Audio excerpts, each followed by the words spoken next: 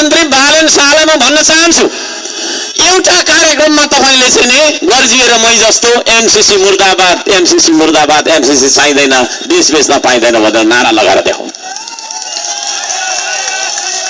रवि लामी छानेलाई म भन्न चाहन्छु, तपाईले पनि यो कुरा दोहोऱ्याउनु, नारा लगाउनु लाउनु त तपाईको त्यो चाहिँ तपाईको घण्टी बजाउने साथीहरूलाई एमसीसी मुर्दाबाद, देश बेच्न पाइँदैन, देशको स्वाधीनता हामीलाई प्यारो छ भनेर नारा लगाएर देखाउनु। कुलमान घिसिङलाई पनि मैले भनेको छु हैन, तपाईले पनि हो त्यो कुरा गर्नु। हिजो तपाईहरुले मतियारी गर्नुभयो, के गर्नुभयो, ल हिजोको कुरा छोड्दिउँ, हिजोको कुरा छोड्दिउँ, आज र भोलिको कुरा गरौँ न त। ल हिजोको कुरा छोड्दिउँ हैन। तपाईहरुले एमसीसी मतियारी गर्नुभयो, दलाली गर्नुभयो, तपाईहरुले गर्दा पास भयो, त्यो मलाई थाहा छ, राम्रोसँग सबैले थाहा छ 3 करोड नेपालीलाई।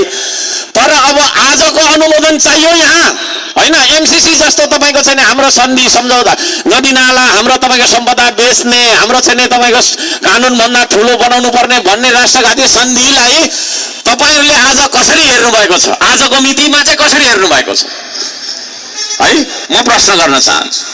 यदि तपाईहरुले नो एमसीसी भनेर एमसीसी को विरुद्धमा नारा घन्काएर कार्यक्रम गर्नुभयो, सार्वजनिक कार्यक्रम गर्नुभयो भने 3 करोड नेपालीले त्यसपछि मात्रै तपाईहरुले भोट हाल्ने हो कि होइन भनेर सोच्नुपर्छ। त्यसमा पनि सहकारीको कुरा, कता के को कुरा थुप्रै छ हैन, ती कुराहरु लेखाजोखा गरेर हेर्ने छ। तर नम्बर 1 मा तपाईहरुले एमसीसी को विरोध गरेर देखाउनु है। यदि त्यो छैन भने तपाईलाई नेपाली जनताको घर दैलोमा भोट माग्न जाने अधिकार छैन। ब्यागमा चाहिँ यो देशको सौदा गरेको तपाईको चाहिँ एग्रिमेन्ट, सम्झौता पत्र बोकेर यहाँ झोलामा नेपाली जनतालाई नमस्ते गरेर नेपाली जनताको भोट लान पाइन्छ? तपाईहरुले मलाई भोट दिएर हर्क सम्बाङ जा गएर चाहिँ नदी बेच, यस्तो गर उस्तो गर, हुनु नहुँदो तपाईको जेसुकै गर भनेर मलाई भोट दिने हो र? त्यसो भएको कारणले गर्दाखेरि म भन्न चाहन्छु, 3 करोड नेपालीले बुझ्नु, भावनामा नबहनु। मैले चुनौती दिएँ त यहाँ यी दिएँ ल है, 3-4 तपाईको छैन मैले चुनौती दिएको छु, उहाँले स्वीकार्न सक्नुहुन्न। अनि साइबर सेल लगाएर यस्तो उस्तो गाली लेखेको छ नि, एउटा गाली बराबर खै कति हजार पाउँछ कोनी है। त्यसो भएको कारणले गर्दाखेरि आदरणीय दाजुभाइ दिदीबहिनीहरू, हामी बनाउँछौं यो देश, हामी बचाउँछौं यो देश। आदरणीय दाजुभाइ दिदीबहिनीहरू, देश भत्काउनेलाई पनि यसपालि भोट दिँदैन नेपाली जनताले। त्यो भत्किएको देशलाई अझै जलाएर खरानीको व्यापार गर्न चाहने गाँठो बन्धनहरूलाई पनि दिँदैन नेपाली जनताले भोट है। हर्क साम्बाङको बारेमा यहाँहरूलाई कति थाहा छ, मलाई पनि अलिअलि थाहा छ उसको बारेमा, धेरै कुरा राख्न चाहन्न हैन। त्यो हर्क साम्बाङ भन्ने नाम संयोगवश मेरो परे तापनि यो भनेको एउटा आवाज जस्तो मलाई लाग्छ है। एउटा आवाज जस्तो लाग्छ कि लाग्दैन? एउटा परदेशी ड्राइभर भाइले हुन त हँसी मजाकमै भनेको होला, यस्तो सेल्फी गरेर हर्क दाइ कहिले देश बन्छ, हामी त यहाँ 12 बजीसम्म बस चलाइरहेछौँ भनेर विदेशको एकजना भाइले भनेको हेर्नुभयो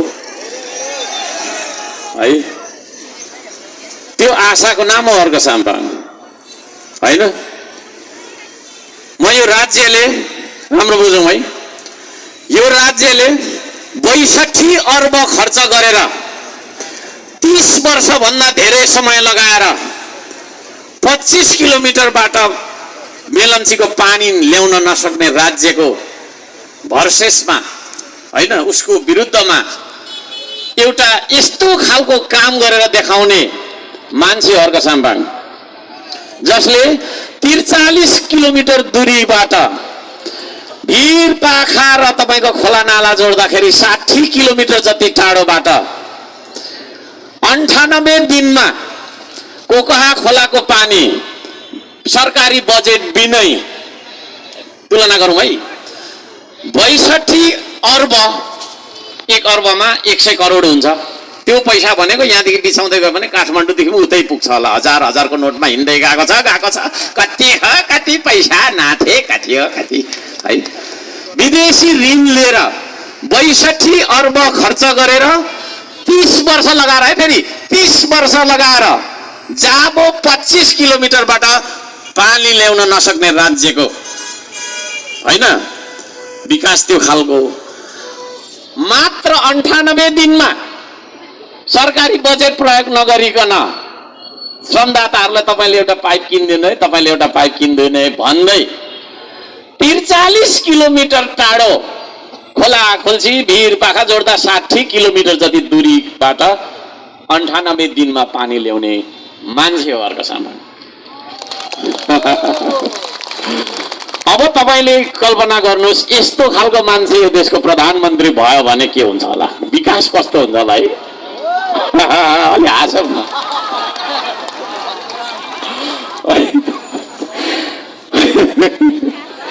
है। किराँती कुलमा जन्मेको मान्छे 1 रुपियाँ भ्रष्टाचार गरेर मैले खाएछु भने त्यो 1 रुपियाँको तपाईँको छैन होइन, मेरो मुखमा परेको बेला केही मेरो मरण होस् भनेर साल्पा सिलिचुङ, ती किराँतीहरूको सबभन्दा ठुलो आस्थाको केन्द्र साल्पा सिलिचुङ हो, त्यहाँ गएर कसम खाने मान्छे अर्को साम्बा। पाथीभरामा त्यही कसम दोहोऱ्याएर आउने मान्छे, पशुपतिनाथ र बौद्धमा त्यही कसम दोहोऱ्याउने मान्छे। अरूले पनि यो कसम दोहोऱ्याइदिए हुन्थ्यो नि है।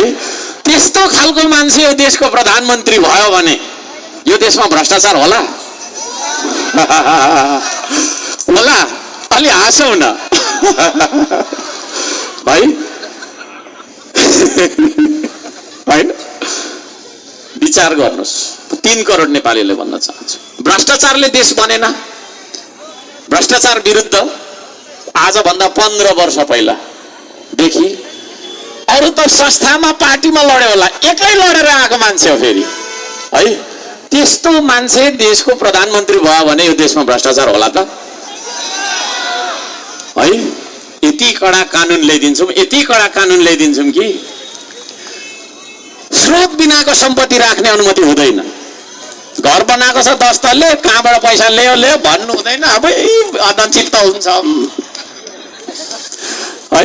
सङ्घ संस्थामा यसो एउटा कम्बल चाहिँ बाँडे हुन्छ कि फेरि चलाक हुन्छ नि त त्यो है। अनि त्यस्तो मान्छे चलाक हुँदैन। सङ्घ संस्थामा एउटा कम्बल बाँडे कि 1-2 बोरा चामल बोकिदिएको हुन्छ कि घर चाहिँ 4-5वटा बनाएको छ 10-10 तले होइन। अनि किन बोल्नु हुँदैन भने ओइ कम्बल दिँदैन कि, कम्बल कहाँ नि चामल दिँदैन उसले। स्रोत बिनाको सम्पत्ति हामी राख्न दिँदैनौँ, लेखेर राख्नु। अर्को साम्पाङ झुट बोल्दैन।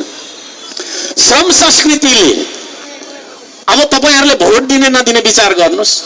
यदि तपाईँहरूले हामीलाई जिताएर हामीले सरकार गठन गर्न पायौँ भने नि शिक्षामा त यति आमूल परिवर्तन ल्याउँछौँ कि हाम्रा केटाकेटीले 10 कक्षा पढुन्जेलसम्ममा धान उमार्न, कोदो फलाउन, मकै फलाउन उसलाई थाहा हुन्छ, आउँछ, बनाइ खान आउनुपर्छ। आफूले खाने अन्न उत्पादन गर्न सक्नुपर्छ कि पर्दैन?